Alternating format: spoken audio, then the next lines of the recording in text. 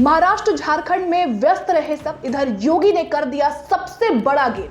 अखिलेश के पीडीए पर बीजेपी का ओबीसी फर्स्ट पड़ा भारी। कैसे योगी ने चुटकी बजाते अखिलेश को पस्त किया, चलिए आपको इस रिपोर्ट के जरिए बताते हैं।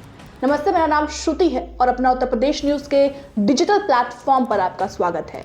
इस बार का यूपी उपचुनाव योगी आदित्यनाथ के लिए जीने और मरने का प्रश्न बन गया था भाई। पर जिस तरह योगी आदित्यनाथ ने उत्तर प्रदेश में चुटकी बजाकर कमाल किया, उसकी अब हर तरफ चर्चा हो रही है। लोकसभा चुनाव में जिस तरह की फजीहत बीजेपी और सीएम योगी को सहनी पड़ी थी, अब शायद उपचुनाव के परिणाम उस ट्रॉमा से पार्टी को बाहर निकाल सके।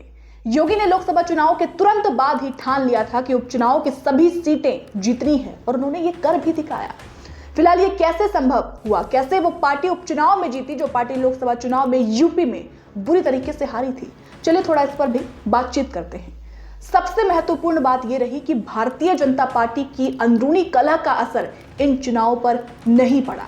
सभी ने एकजुट होकर जमकर प्रचार प्रसार किया। इसका अंदाजा इस बात से आप लगा सकते हैं कि चुनाव के अंतिम हफ्ते में योगी ने 5 दिन में 15 रैलियां की। योगी सरकार ने 9 सीटों पर सरकार के 30 मंत्रियों की टीम 30 को मैदान में उतारा था। डिप्टी सीएम केशव प्रसाद मौर्य ने भी सभी 9 सीटों पर एक-एक चुनावी सभा को संबोधित किया। उनका पूरा जोर जो था वो फूलपुर और मंझवा सीट पर रहा। उप मुख्यमंत्री ब्रजेश पाठक ने भी उपचुनाव में 9 सीटों पर एक-एक रैली की। दूसरी ओर आरएसएस भी इस बार पूरे जोर शोर के साथ बीजेपी प्रत्याशियों के प्रचार में लगा हुआ था। लोकसभा चुनाव के दौरान आरएसएस की नामौजूदगी का नतीजा भी रहा कि बीजेपी को बड़े पैमाने पर नुकसान उठाना पड़ा था। दूसरी सबसे बड़ी बात क्या है? देखिए, दूसरी सबसे महत्वपूर्ण बात यह रही कि योगी आदित्यनाथ का नारा बटेंगे तो कटेंगे की चर्चा यूपी से अधिक महाराष्ट्र के चुनाव में थी। उत्तर प्रदेश में इस नारे की चर्चा नहीं होती, अगर उपचुनाव में तो बिल्कुल नहीं होती भाई। पर इस नारे को जीवन दान यूपी में समाजवादी पार्टी के मुखिया अखिलेश यादव नहीं दिया था। जी हाँ, अखिलेश यादव और उनकी पार्टी ने इस नारे को खिल्ली समझकर इसका खूब मजाक उड़ाया। ये केवल अपने कोर वोटर्स को खुश करने के लिए किया गया, पर अखिलेश यादव पर यह उल्टा पड़ गया। दूसरी ओर योगी आदित्यनाथ ने लगातार कानून व्यवस्था और बेरोजगारी पर अपने आप को फोकस रखा। पुलिस की वैकेंसी आई और परीक्षा हुआ, उसका रिजल्ट भी आया। छात्रों की मांग पर एक परीक्षा को सीएम योगी आदित्यनाथ ने कैंसिल भी किया, तो नॉर्मलाइजेशन पर भी रोक लगाई गई। योगी आदित्यनाथ तमाम आलोचनाओं के बाद भी बुलडोजर न्याय और एनकाउंटर न्याय पर अडिग रहे, जो उनके यूएसपी बन चुकी है। जाहिर है योगी आदित्यनाथ की यही शैली लोगों को इस बार बहुत पसंद आई। तीसरी सबसे बड़ी बात क्या है, सबसे महत्वपूर्ण कारण क्या है?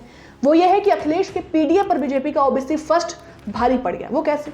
लोकसभा चुनाव में ये कहा गया कि अखिलेश का पीडीए फॉर्मूला काम कर गया, इसलिए ये लड़ाई अखिलेश यादव के पीडीए फॉर्मूले की भी थी, जो इस बार बीजेपी के ओबीसी फर्स्ट फॉर्मूले के सामने बिखरती नजर आई।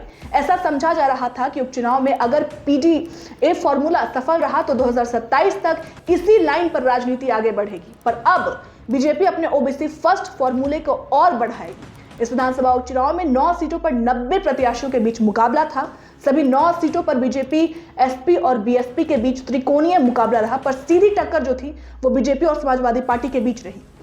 2022 विधानसभा चुनाव में इन 9 सीटों पर 4 सीट जो है वो समाजवादी पार्टी के पास थी, समाजवादी पार्टी जीती थी, जबकि एनडीए के पास 5 सीटें थी, जिसमें बीजेपी के पास 3 और सहयोगी दलों के पास 2 सीटें थी।